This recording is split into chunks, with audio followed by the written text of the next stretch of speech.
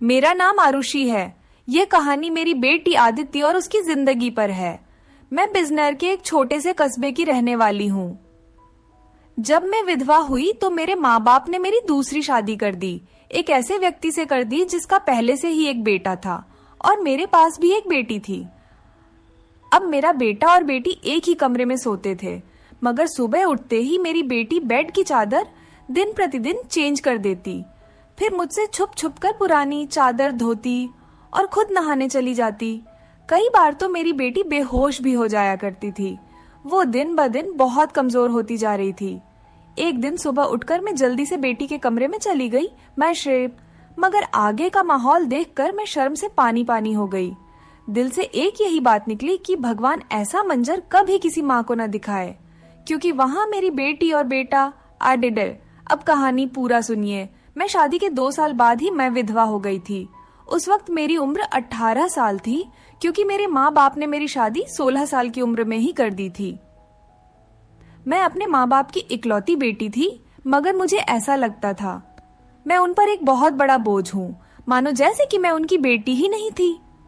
मेरे पैदा होने के बाद ही मेरी माँ कोई खुशी नहीं देख पाई थी और मेरे पिता, उनको तो बेटे की बहुत चाहत थी, इसलिए वो मुझे नापसंद करते थे और हमेशा ही मुझसे अलग रहते थे। मुझे दिल से प्यार नहीं करते थे, वो मुझे अपना मानते भी नहीं थे और मुझ पर बहुत गुस्सा करते थे। कुछ खानदानी शक्तियों की वजह से मेरे पिता दूसरी शादी भी नहीं कर सके। बस इसी कारण वो मुझसे बहुत नफरत करते थे। हर वक्त मुझसे सख्ती से ही बात करते थे और इसी वजह से उन्होंने मेरी शादी भी जल्दी ही करवा दी थी। मेरा पति सरकारी स्कूल में एक शिक्षक था।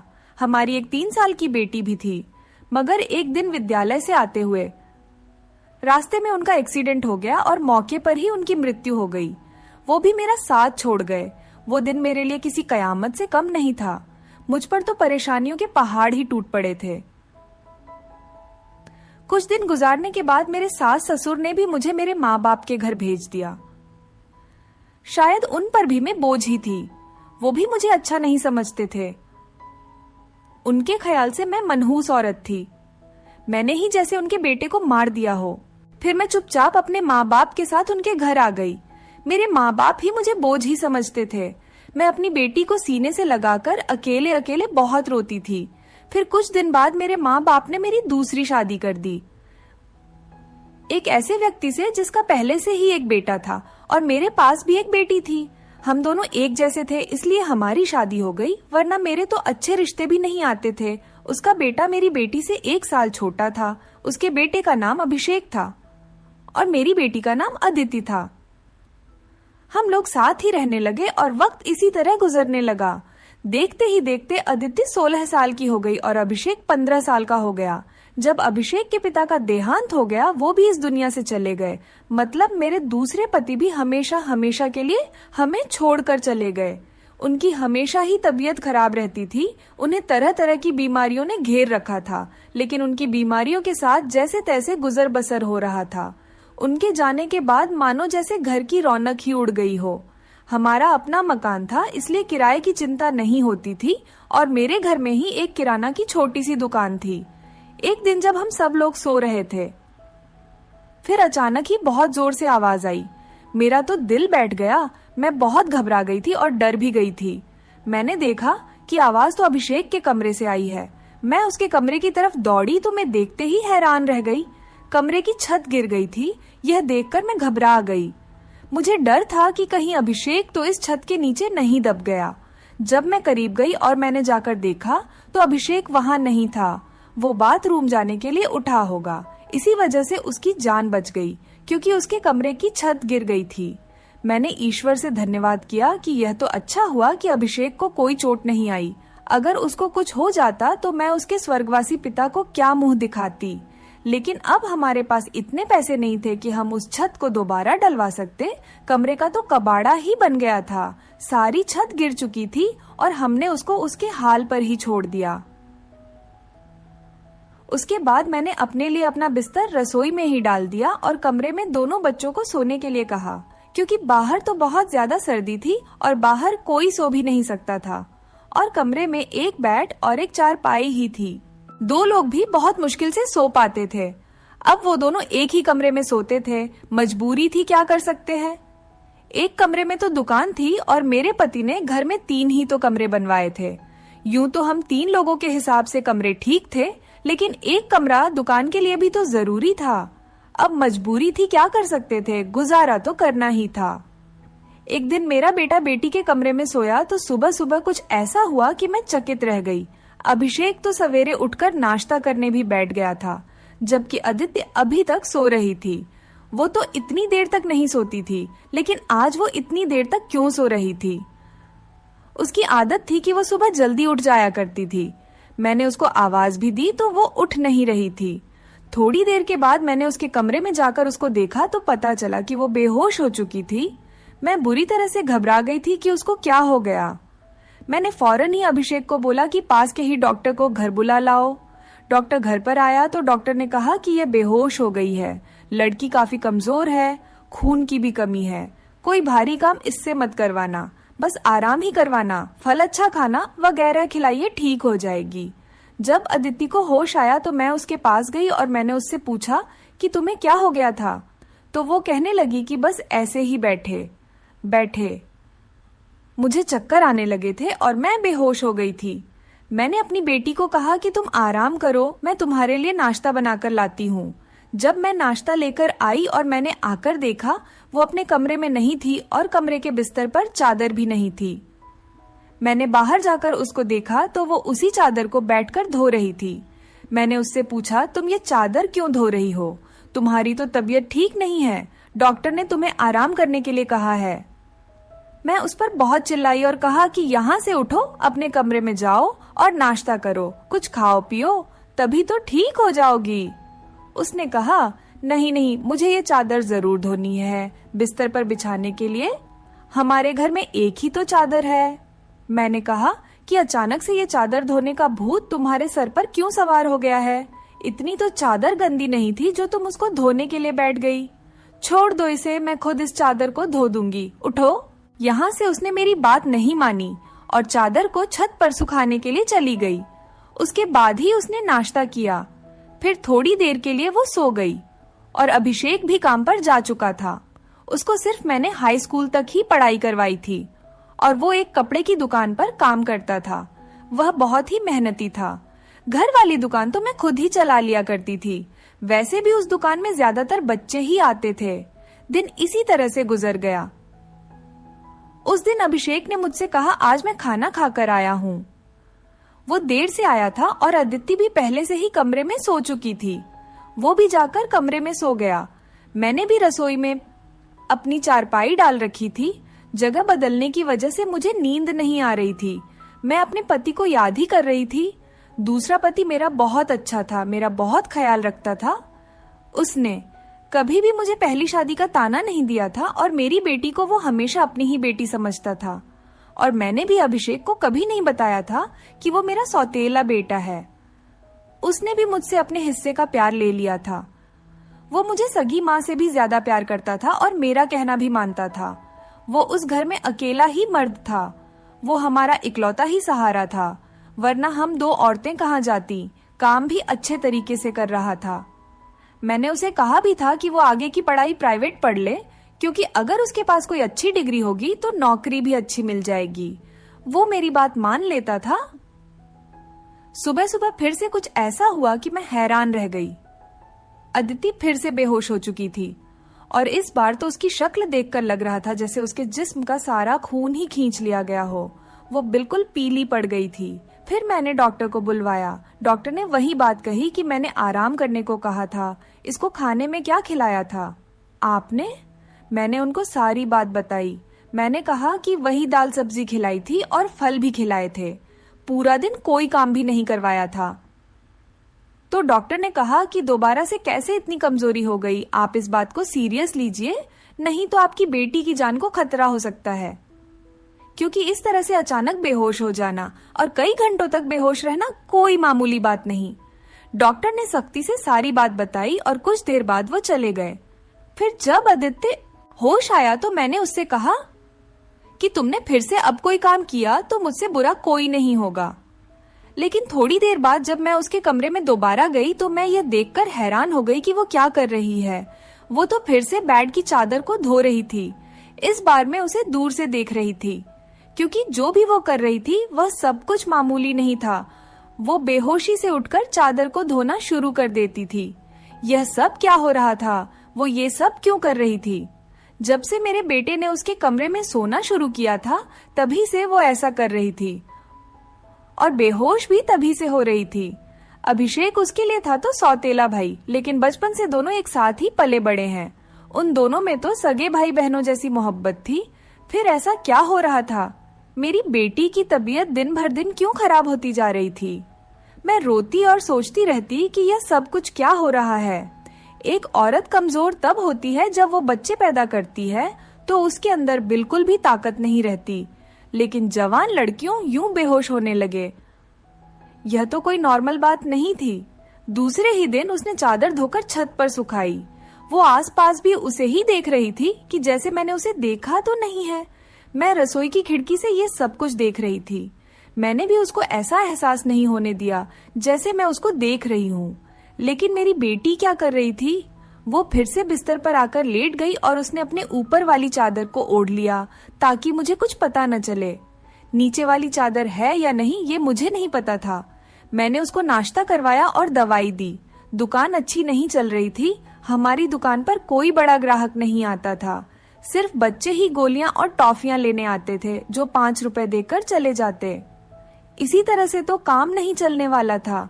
मैं बहुत परेशान थी, लेकिन यह बात मैंने अपने बच्चों को कभी नहीं बताई। अभिषेक को भी कुछ नहीं बताया, क्योंकि वो पहले से ही नौकरी कर रहा था।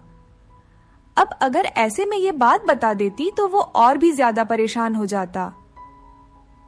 लेकिन मैं खुद बहुत परेशान हो गई थी।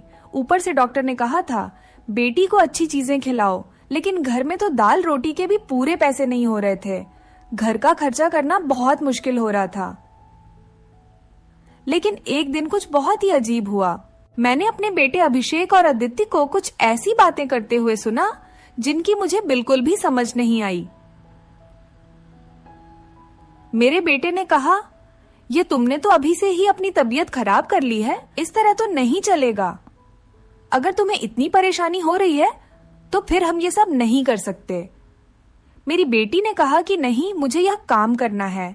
इसी तरह के मौके बार बार नहीं मिलते हैं और मुझे क्या पता था कि मेरे साथ ये सब कुछ हो जाएगा। मुझे तो पता ही नहीं था कि मेरे अंदर इतनी भी ताकत नहीं है। मेरे बेटे ने कहा कि अब तो तुम्हें पता है ना, मैं तुम्हारी जिंदगी को दांव पर नहीं लगा सकता। तो मेरी बेटी का कहना था कि नहीं, सिर्फ 2-4 हफ्तों की बात है, उसके बाद ये मौका नहीं मिलेगा।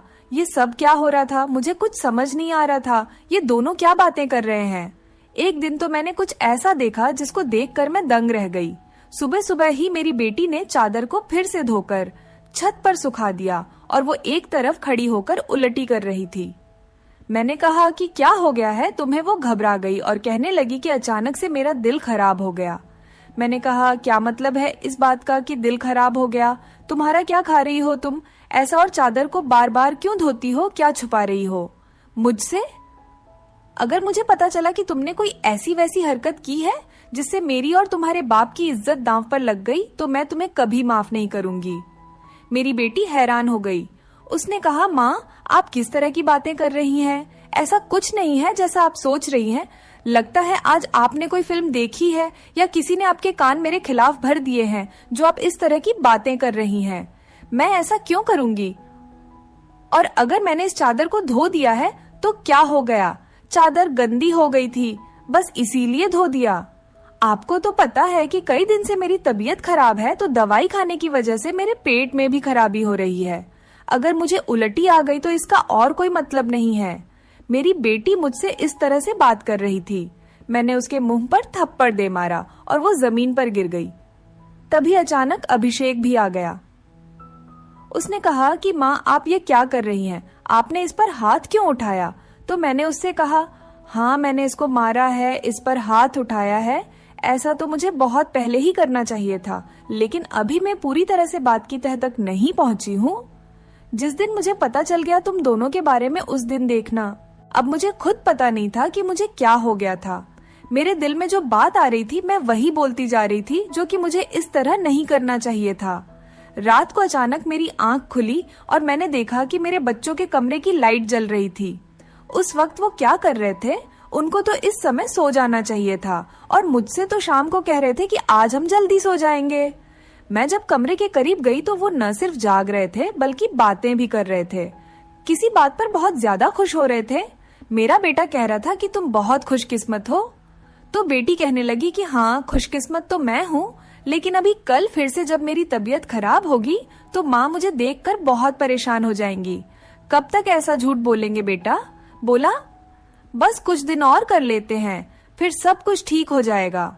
मैं उनकी बातें सुनकर हैरान रह गई। आज मुझसे रहा नहीं गया। मैंने कमरे के दरवाजे को खोलने की कोशिश की तो मैं हैरान रह गई। उन्होंने दरवाजे को अंदर से बंद क्यों किया था? क्या वजह थी दरवाजा अंदर से बंद करने की? वैसे भी अब मौसम बदल रहा था, उनको दरवाजा खोलकर सोना चाहिए था। मैंने दरवाजे पर बार बार दस्तक देना शुरू कर दिया, लेकिन इस तरह से दस्तक देने के बावजूद भी उन लोगों ने दरवाजा खोलने में आधा घंटा लगा दिया। और उसके बाद जब मैंने कमरे में देखा तो उनके अलावा कमरे में कोई भी नहीं था और वो दोनों ऐसी शक्ल बनाकर बैठे थे जैसे नींद से जागे हों। मैंने कहा, इतनी देर में दरवाजा क्यों खोला है? तो कहने लगे, हम सो रहे थे। मैंने कहा कि झूठ नहीं बोला करो, तुम लोग जाग रहे थे और बातें कर रहे थे। उन्होंने कहा कि हम क्यों इस समय जागेंगे और क्यों बातें करेंगे? हमारा कौन सा कल पेपर है जो हम तैयारी करेंगे और जागेंगे? हम लोग तो सो रहे थे। मुझे उन दोनों की हरकतें समझ नहीं आ रही थीं। मेरे पास बोलने के लिए कोई शब्द नहीं थे। मुझे उनकी बातें समझ नहीं आ रही थी क्योंकि वो दोनों तो ऐसे ही बैठे थे जैसे नींद से अभी अभी जागे हों। उसके बाद मैंने उनको कुछ नहीं कहा और वहां से चली गई, लेकिन मैं सोचती थी कि कोई ना कोई गड़बड़ तो जरूर है।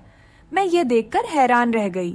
एक दिन मेरी बेटी के बाजू में नील के निशान भी थे। ये तो जख्म के निशान थे। मुझे समझ नहीं आ रही थी कि उसे क्या लगा था। मैंने उससे पूछा तो उसने कहा कि छुरी लगी है, लेकिन छुरी तो उंगली पर लगती है, बाजू पर नहीं। मेरी बेटी कोई ना कोई बात ऐसी है जो मुझसे छुपा रही थी। कभी बेहोश हो जाती थी, कभी उसके शरीर पर अजीब अजीब तरीके के निशान होते थे और कभी उठकर अपने बेड की चादर धोने लग जाती थी और मुझे कमरे में जाने नहीं देती थी। मेरा दिमाग जिस तरफ जा रहा था मैं वैसे ही सोचना नहीं चाहती थी। मेरी गलती थी। मैंने आग और पानी को क्यों एक साथ रखा? मुझे ऐसा नहीं करना चाहिए था। मैंने सोच लिया कि मुझे अब क्या करना है। जवान लड़का और लड़की को मुझे एक साथ एक ही कमरे में नहीं सोने देना चाहिए था। गलती तो मेरी ही थी। मुझे इन सब बातों का ध्यान रखना चाहिए था। अभिषेक था तो अदिति का सौतेला ही भाई। नियत बदलते देर नहीं लगती। जवानी की इस उम्र में बच्चे बुरी संगत में पड़ ही जाते हैं। सगा भाई तो सगा होता है और सौतेला भाई सौतेला। तो फिर मैं कैसे सौतेले भाई बहन को एक साथ एक ही कमरे में सुला रही थी? यह मेरी ही गलती थी। जब हम ही बच्चों पर ध्यान नहीं देंगे, परेशानियां तो पैदा ही होंगी। अच्छी बुरी बातों का ध्यान तो हमें ही रखना होता है। बच्चे तो नादान होते हैं और नादानी में ही बहुत सारी गलतियां कर बैठते हैं। जैसे जैसे विचार मेरे दिमाग में आ रहे थे, अगर ये सारे विचार सही हो गए तो फिर सारा का सारा कसूर मेरा ही होगा। मैंने अपने बेटे और बेटी पर नजर रखी थी। एक दिन मेरा बेटा बेटी को कोई चीज लाकर दे रहा था। मैं छुपकर उनकी बातें सुनने लगी।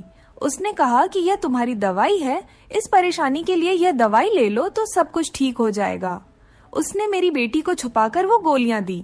मैं परेशान हो गई कि ये किस चीज की गोलियां उसको दे रहा है। आखिर ऐसी क्या बात है जो परेशानी ये दोनों हल करना चाहते हैं और उसके बारे में मुझे नहीं पता। और ये दवाइयां कुछ अजीब सी क्यों लग रही थी? मेरी बेटी ने भी वो दवाइयां फौरन से पकड़ ली और उनको अपने दुपट्टे के पल्लू में छुपा लिया। बेटे ने कहा कि रात को सोने से पहले खा लेना, तो फिर अगले दिन तो बेहोश बिल्कुल भी नहीं होगी। और 2-3 दिन तक तो मेरी बेटी वाकई बेहोश नहीं हुई थी, लेकिन उसके बाद शायद उसकी वो गोलियां खत्म हो गई और एक दिन बाद फिर से मेरी बेटी बेहोश हो गई थी। मेरा बेटा भी घर पर नहीं था, इसलिए मैंने आज फायदा उठाने के बारे में सोचा। मैंने वो चादर बहुत ही होशियारी से बेटी के नीचे से खींच ली और उसको तरीके से तय करके अपने कमरे में ले आई। मुझे खोलकर देखना था कि इस पर ऐसा क्या लगा होता था जिसकी वजह से मेरी बेटी सुबह उठते ही उसे धोना शुरू कर देती थी और यहाँ तक कि अपनी बीमारी का भी ख्याल नहीं करती। जब मैंने चादर को खोलकर देखा तो पहले तो मुझे कुछ नजर नहीं आया, लेकिन जब मैंने ध्यान से देखा तो यह देखकर मैं हैरान रह गई कि उस चादर पर सफेद सफेद बाल थे और पूरी चादर बालों से भरी हुई थी। मुझे समझ नहीं आई ये किस चीज के बाल हैं, क्योंकि ये बाल बिल्कुल सफेद और छोटे छोटे बाल थे। मैं हैरान हो गई, लेकिन मुझे ये बात समझ नहीं आई। मैं सोचती रही कि ये सब कुछ क्या हो रहा है। मैं बेटे और बेटी की हरकतों पर नजर रख रही थी, इसलिए सारा कुछ अपने दिमाग में सोच रही थी, लेकिन मैं किसी नतीजे पर नहीं पहुंची थी। तब तक मेरी बेटी को यह पता चल ही गया कि चादर मैंने देख ली है, तो वो मेरे पास आकर बैठ गई और कुछ अजीब सी घबराई हुई नजर आने लगी। उसके बाद मैंने उससे पूछ लिया कि क्या बात है, क्यों परेशान लग रही हो। तो उसने कहा कि माँ वो चादर कहाँ है। तो मैंने उससे कहा कि वो तो मैंने धोकर डाल दी है। ये कहकर वो मेरे पास से जाने लगी, तो मैंने उसका हाथ पकड़कर उसे रोक लिया और मैंने कहा कि मैं सब कुछ देख चुकी हूँ, उस चादर पर जो भी लगा हुआ था। मुझे बता दो ये सब कुछ क्या है, तुम मुझसे इतने दिनों से क्या छुपा रही हो। मैं बहुत परेशान हो गई हूँ, मेरे दिमाग में बहुत बुरे बुरे विचार आ रहे हैं। वो मेरे पास बैठ गई और फिर मेरी बेटी ने मुझे ऐसी बात बताई कि मेरे कदमों तले से जमीन निकल गई। मेरी बेटी ने मुझे बताया कि माँ जैसा आप समझ रही हैं वैसा बिल्कुल भी नहीं है। दरअसल हमने देख लिया था कि इस घर के हालात अच्छे नहीं चल रहे, घर की दुकान भी नहीं चल रही थी और भैया भी कुछ खास पैसे नहीं कमा रहे थे, लेकिन हमें ऐसा कोई काम नहीं मिल रहा था जो हम लोग कर पाते। फिर भैया के एक दोस्त ने उसको एक काम दिया। दरअसल उसने कुछ बहुत ही नस्ली किस्म के बिल्ली के बच्चे रखे हुए थे, जो कि 3 से 4 की तादाद में थे, लेकिन उनको संभालना उसके बस से बाहर था। इसलिए उसने हमें उन बच्चों को संभालने का काम दिया और उस काम के बहुत सारे पैसे दिए। दरअसल भैया भी पूरा दिन वहीं होते थे, लेकिन रात में भाई को आराम भी करना होता था, इसलिए उन बिल्ली के बच्चों को कमरे में ले आते थे और मैं उनको संभाल लेती थी। उन्हीं के बाल सुबह चादर पर लगे हुए थे, जिसको मैं सुबह को धो देती थी, क्योंकि हमें पता था कि आपको इस तरह की चीजें अच्छी नहीं लगती और हम आपको यह सब कुछ बताना भी नहीं चाहते थे। हम ये सब काम कर रहे हैं और मुझे बाद में पता चला कि मुझे बिल्ली के बच्चों से एलर्जी हो जाती है, जिसकी वजह से मैं सुबह को बेहोश हो जाती थी। भैया ने मुझे जो दवाइयां लाकर दी थी वो भी इसी चीज की थी, ताकि मेरी एलर्जी कम हो जाए। माँ, भैया का वो दोस्त बहुत अमीर है और वो इस काम के हमें बहुत ज्यादा पैसे भी दे रहा था। वो हमें एक दिन के 1000 रुपए दे रहा था और आज उन बच्चों का हमारे घर में आखिरी दिन था, क्योंकि अब वो उन्हें लेकर दूसरे शहर चला गया है और हमने इतने पैसे कमा लिए हैं कि हम उस कमरे की छत भी डलवा सकते हैं और घर का कुछ राशन भी ला सकते हैं। हमें पता है कि आपको पालतू जानवर पसंद नहीं है, इसलिए हमने आपको ये बात नहीं बताई थी, लेकिन आपने तो न जाने हमारे बारे में क्या क्या सोच लिया, हम पर इतना शक किया। आपने हमारे बारे में जो बातें की वो हमारे दिल में तीर की तरह जाकर लगती थी। मैं जानती हूँ कि वो मेरा सौतेला भाई है, लेकिन वो मेरे सगे भाइयों से भी बढ़कर है। उसने हर बार सिर्फ हमारे बारे में ही सोचा है, जबकि देखा जाए तो हम उसके क्या लगते हैं। उसका पिता तो इस दुनिया से जा चुका है और उसके अपने रिश्तेदार भी तो हैं, जो कि हमसे बहुत ज्यादा अमीर हैं। वो उनके साथ जाकर भी तो रह सकता है, लेकिन वो फिर भी हमारे साथ रहता है, क्योंकि वो हमें कभी अकेला नहीं छोड़ना चाहता। उसने हमेशा मुझे अपनी सगी बहन ही माना है। उसने कभी मुझसे कोई गलत बात नहीं की और वो हमारा साथ भी देता है, हमारे लिए बहुत कुछ करता है। पूरा दिन वो काम करता था, रात को मैं उसकी मदद करती थी। वो कहता था कि वो रात में भी यह सब कुछ कर लेगा।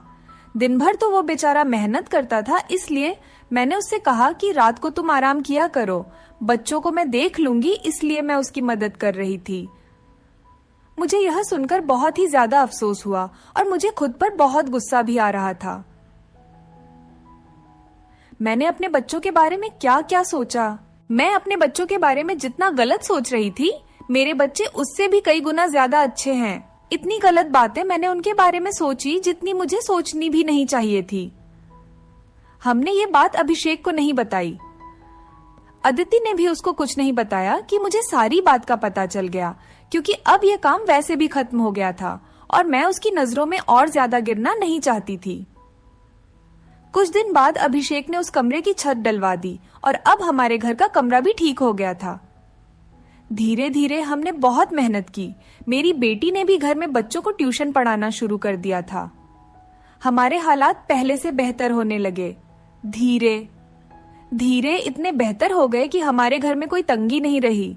मेरे साथ जिंदगी ने बहुत बुरा किया था, लेकिन अच्छा यह किया कि मुझे बहुत ज्यादा नेक और अच्छे बच्चे दिए, चाहे वो मेरे अपने थे या पराई। ईश्वर की कृपा से मेरे दोनों बच्चे बहुत ही मेहनती हैं और इस बात को समझते हैं कि अभी उनकी मेहनत के दिन हैं। हाथ पर हाथ रखकर नहीं बैठ सकते, क्योंकि उनके सर पर पिता का साया नहीं था और मैं भी कुछ खास कर नहीं सकती थी। इस बात का उनको एहसास था और यह एक बहुत बड़ी बात है। ईश्वर की कृपा है कि अब सब कुछ ठीक हो गया। ऊपर वाले का लाख लाख शुक्र हुआ। जैसा मैं सोच रही थी वैसा कुछ नहीं हुआ, लेकिन ऐसा हो भी सकता था। अगर ऐसा होता तो मैं कहाँ जाती। बस आखिर में इतना कहना चाहूंगी, जो ऊपर वाला चाहता है होता वही है। मेरे बच्चे बहुत समझदार हैं और उनके दिल में कोई ऐसी बात नहीं है, लेकिन फिर भी मैं ऐसी माँ को नसीहत करूंगी, बच्चों के साथ के इस मामले में थोड़ी एहतियात जरूर करें और वो गलती न करें जो मैंने अपने बच्चों के साथ की है। मुझे दोनों को एक कमरे में नहीं रखना चाहिए था, क्योंकि जो न हुआ और वो हो भी सकता था, और अगर वो हो जाता तो सब कुछ खत्म हो जाता। मेरे बच्चे तो समझदार थे, शायद मेरे साथ इसलिए ऐसा नहीं हुआ। अपने बच्चों का ध्यान रखें, उनकी जिंदगी पर भी ध्यान रखें और वो कब क्या कर रहे हैं इस बारे में पूरी जानकारी रखें, और बच्चों पर प्यार करने के साथ साथ थोड़ी सख्ती भी रखें, और वो क्या गलती कर रहे हैं क्या नहीं, इन सब बातों के बारे में उनसे जानकारी लेते रहें और इस बात का ध्यान रखें। जब बच्चे जवान हो जाएं तो उनका बिस्तर अलग कर देना चाहिए। आपसे भी यही सब कहूंगी कि अपने बच्चों का ध्यान रखें। दोस्तों, उम्मीद करती हूँ आपको हमारी कहानी पसंद आई होगी। कहानी पसंद आई है तो वीडियो को लाइक करें, चैनल पर नए हैं तो चैनल को सब्सक्राइब करें और हाँ, नोटिफिकेशन बेल को जरूर दबाएं ताकि अगली अपडेट सबसे पहले आपको मिले। धन्यवाद। वीडियो देखने के लिए एक लाइक जरूर कर दीजिए। यहाँ तक देख लिए है तो